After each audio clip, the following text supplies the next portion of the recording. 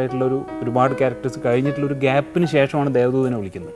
അപ്പോൾ ഞാൻ സാറിൻ്റെ അടുത്ത് കണ്ടപ്പോൾ അതിനുവേണ്ടി ഒരു ഓണത്തിനായിരുന്നു ഇവിടെ എറണാകുളത്ത് വേണ്ടി വിളിച്ചപ്പോൾ ഞാൻ സാറിൻ്റെ അടുത്ത് ചോദിച്ചു, സാർ എങ്ങനെയാണ് എന്നെ ഇപ്പോൾ ഓർക്കാൻ എന്താ കാരണം പറഞ്ഞില്ല. ഞാൻ പിന്നെ ഇതിനെ വളർച്ച ശ്രദ്ധിക്കുന്നുണ്ടായിരുന്നു. പിന്നെ ഒരു മാഗസീനിൽ ഞാനൊരു ഫോട്ടോ കണ്ടപ്പോൾ എനിക്ക് ആ കണ്ണുകൾ ഭയങ്കരമായിട്ട് ഇഷ്ടമായി.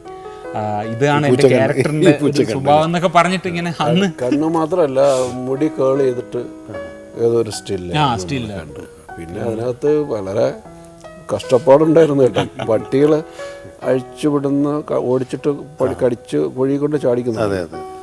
അതിൽ കുറേ ഷോട്ടുകൾ കുറച്ചൊക്കെ ഡ്യൂപ്പ് ചെയ്തിട്ടെങ്കിലും കുറേ ഒറിജിനൽ ചെയ്യേണ്ടി വരും. അത് കാരണം അതിൻ്റെ എനിക്കറിയില്ലായിരുന്നു ഈ പട്ടി അങ്ങനെയുള്ള സീക്വൻസ് ഉള്ള കാര്യം എനിക്കറിയില്ല. എനിക്ക് പാട്ടുണ്ട് എന്നുള്ള കാര്യം എൻ്റെ അടുത്ത് പറഞ്ഞിരുന്നു. എന്നിട്ട് ഇത് കാരണം ഞാൻ ആ ഫസ്റ്റ് ഡേ സെറ്റിൽ നമ്മുടെ ഷൂട്ടിങ്ങിന് ഫസ്റ്റ് ഡേ പോയിട്ട് എടുക്കുന്ന സീനും ഇത് തന്നെയായിരുന്നു. ആദ്യം ഒരു വിളിയുടെ ഒരു ഷോട്ട് എടുത്തിട്ട് അത് ഒരു രാത്രി കഴിഞ്ഞു. പിറ്റേന്ന് രാവിലെ എന്നോട് അപ്പോൾ ഈ വൈറ്റ് ആൻഡ് വൈറ്റ് ആണ് അതിലുള്ള കോസ്റ്റ്യൂം, ഇതൊക്കെ ഇട്ട് റെഡി ആയിട്ട് സെറ്റിൽ ചെല്ലുമ്പോൾ ഞാൻ വിചാരിച്ചു ഇന്നെന്തോ പാട്ടിൻ്റെ പരിപാടിയായിരിക്കും. അതാണ് വളരെ ഫ്രഷ് മേക്കപ്പിൽ ഞാനിങ്ങനെ ചെല്ലുക. അപ്പോൾ എന്നോട് അവിടെ പട്ടീനെ കാണിച്ചിട്ട് എന്നോട് പറഞ്ഞു അതിന് ബിസ്ക്കറ്റൊക്കെ കൊടുത്തൊന്ന് ഇതാക്കിക്കോ. ഞാൻ ചോദിച്ചാൽ അതിന് ഞാനെന്തിനാണ് ബിസ്ക്കറ്റ് കൊടുക്കുന്നു? അല്ല വെറുതെ ഒന്ന് മെരുക്കുന്നത് നല്ലതാണെന്ന് പറഞ്ഞു എൻ്റെ അസോസിയേറ്റ്സ്. അപ്പോൾ ഞാൻ ചോദിച്ചാൽ അല്ല ഇതിന് ഞാൻ മെരുക്കിയിട്ട് എന്താ കാര്യം? അല്ല ഉണ്ട് കാര്യമുണ്ടെന്ന് പറഞ്ഞു.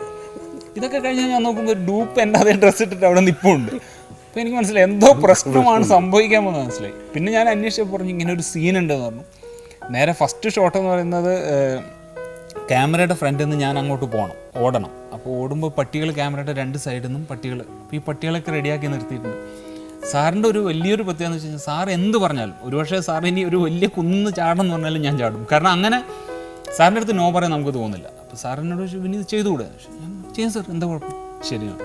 അങ്ങനെ നിന്നിട്ട് അപ്പോൾ ഈ കണ്ണ് കാണാനും പാടില്ല. അപ്പോൾ ഇയാൾ മുകളിലേക്ക് നോക്കിയിട്ടാണ് ഇയാളുടെ മുഴുവൻ. അപ്പോൾ ഈ നോട്ടം മുകളിലായതുകൊണ്ട് തന്നെ ഈ പട്ടികളുടെ മൂവ്മെൻറ്റ്സ് നമുക്ക് അത്ര കറക്റ്റായിട്ട് ജഡ്ജ് ചെയ്യാൻ പറ്റില്ല. ആക്ഷൻ പറഞ്ഞു ഉടനെ പിന്നെ ക്യാച്ച് എന്നുള്ളൊരു സൗണ്ടേ കേൾക്കുന്നുണ്ട്. അത് കുറേ ആൾക്കാർ പറയുന്നുണ്ട്. അത് ഈ പട്ടികളെ പിടിച്ച് നിൽക്കുന്ന ആളാണ് പറയുന്നത്. ഇവരങ്ങ് ഓടിച്ചിട്ട് ഞാൻ ശരിക്കും പറഞ്ഞാൽ അവിടെ പോയി ആ മരം തട്ടി വീണു കഴിഞ്ഞ് ഈ പട്ടികളൊക്കെ നേരെ എൻ്റെ മുകളിൽ വന്നപ്പോൾ സത്യം പറഞ്ഞു കഴിഞ്ഞാൽ ഈ പട്ടികളെ നമ്മൾ ഈ മുകളിൽ നിന്ന് നോക്കുമ്പോൾ അത്ര വലിയ ഭീകരത തോന്നില്ലെങ്കിൽ കിടന്നിട്ട് പട്ടിയെ കാണാൻ പറയുന്നത് ഒരു ഭീകര അവസ്ഥയാണ്. ഇത് എല്ലാം കൂടെ വന്നിട്ട് ഈ 4 വന്ന് നിന്നപ്പോൾ ഞാൻ ചാടി അങ്ങ് എഴുന്നേറ്റ്. അപ്പോഴേക്കും ഷോട്ട് സാറ് കട്ട് പറഞ്ഞു. പക്ഷേ ഈ പട്ടികളെ പിടിക്കാൻ ആരും വന്നില്ല. ഞാൻ തിരിച്ച് ക്യാമറയുടെ അങ്ങോട്ട് ഓടാൻ തുടങ്ങി. പട്ടികൾ പറയും.